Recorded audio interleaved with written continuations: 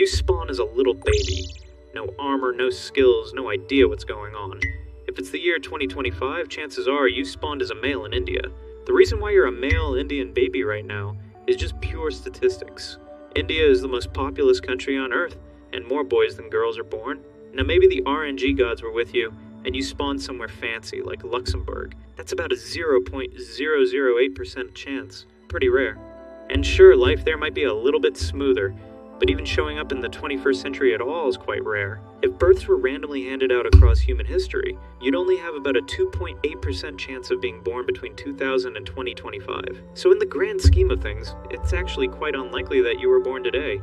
And you should consider yourself lucky, because what's even more important than where you're born is when. Spawning in Germany in 1913 was probably not too bad, but a couple of years later, disaster. So in this video, we're looking at the worst spawn points in human history, the ones where you didn't even get a chance to play. Central Europe, 1348. You spawn in a small town somewhere between what is now Germany and France. Your world is simple but stable. You live among merchants, farmers, and craftsmen. Days are shaped by the church bell and the changing seasons. Life is hard, but it makes sense. Then rumors begin to spread. Entire cities far to the south are dying. People say it started in Asia, that it followed the trade routes, that the sea brought it here. A traveler arrives in your small town. He's pale, coughing, shivering. You see him resting at the market, but think nothing of it.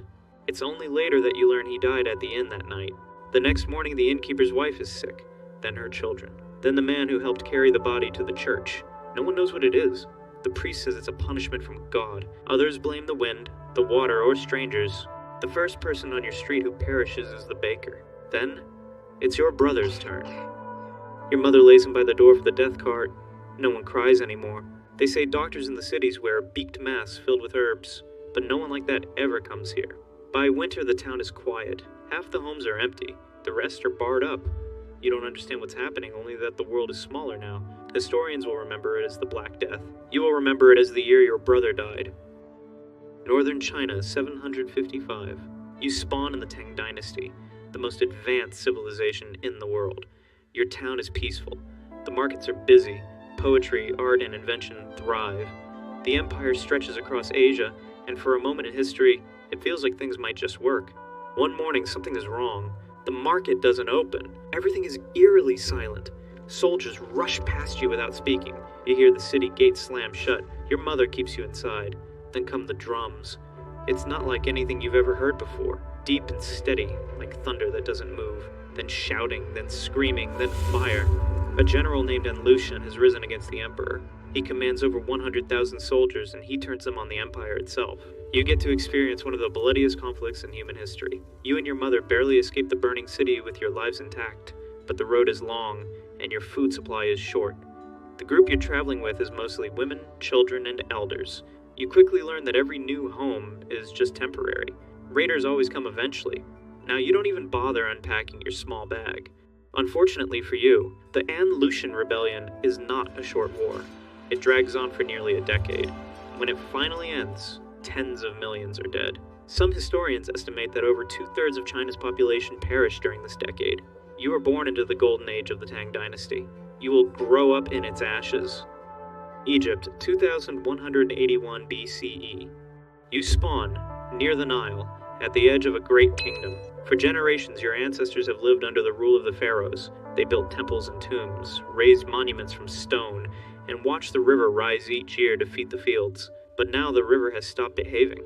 The floods are weak. Then they fail entirely. The Nile is the lifeblood of Egypt. Without it, there is no food, no future. Naturally, your friendly starting zone transforms into a high-stakes PvP zone. Tombs are looted, provinces rebel, warlords rise, the central government collapses, and Egypt enters what future historians will later call the First Intermediate Period. All you know is that the world your parents spoke of, order, tradition, stability, has vanished, and no one knows if it's ever coming back. Cambodia, 1975. Your starting zone is a city, maybe Phnom Penh.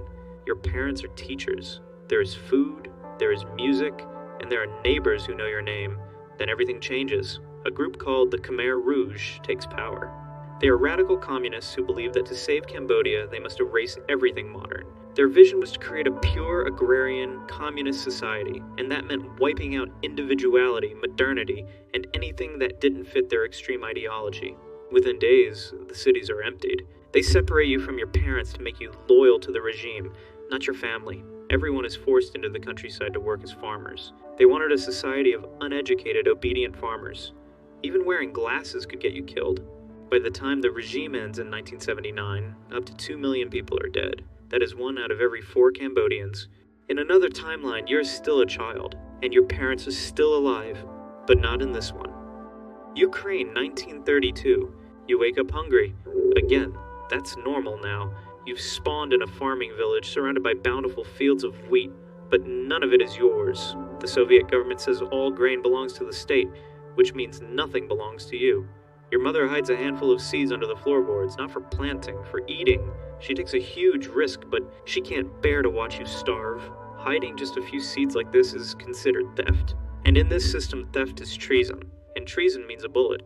You're part of a grand economic plan. That plan involves soldiers coming into your home and taking your food, your tools, and, if they're feeling thorough, your blankets. You're told the famine isn't real. You can report your hunger to the authorities, but they already know. They're the ones causing it. When the stolen seeds are gone, your mother boils grass and tree bark into soup. You stare out the window at the golden fields of wheat. You dream of vareniki, kutia, and warm bread. Of anything but this bitter green water sliding down your throat. Spawning during the Holodomor wasn't just bad luck, it was a death sentence. Earth 536 CE. Although you spawned on Earth, you wouldn't recognize it. The sky is dim. The days are cold, even in summer. Something is wrong, but no one knows what. Historians now believe that a massive volcanic eruption, possibly more than one, sent ash into the atmosphere, blocking sunlight across much of the northern hemisphere. For more than a year, the sun was barely visible. Crops failed. Temperatures dropped by several degrees. Entire regions went dark and hungry. In China, summer snow fell. In northern Europe, famine set in so quickly, it would be remembered for generations. This wasn't just a bad year. It was the start of something longer. The volcanic eruptions initiated the late antique Little Ice Age, which lasted more than 100 years. The Roman historian Procopius, who lived through it, wrote, "During this year a most dread portent took place, for the sun gave forth its light without brightness. And it seemed exceedingly like the sun in eclipse, for the beams it shed were not clear. The light never truly returned. Seasons lost their rhythm. Spring arrived late, if it arrived at all. Summers were pale and cold. The warmth the earth once promised was gone, and the land stopped giving. Harvest after harvest failed. Grain fields turned to mud or frost. Without food, the fabric of life began to unravel. It was a long, grinding collapse. Silent, cold, and slow. You didn't just spawn into a bad year. You spawned into a world starving to death. We talk about hard times, but the truth is 99% of us are playing on easy mode. We wake up in heated rooms. We drink clean water without thinking. And when disaster strikes, it still makes headlines if even a dozen people are lost. But for most of human history, tragedy wasn't rare. It was the background noise of life. You didn't get to vote. You didn't get to rest. You didn't get to heal. You just tried to make it through the winter. So if you're here now, you didn't just get lucky. You hit the jackpot.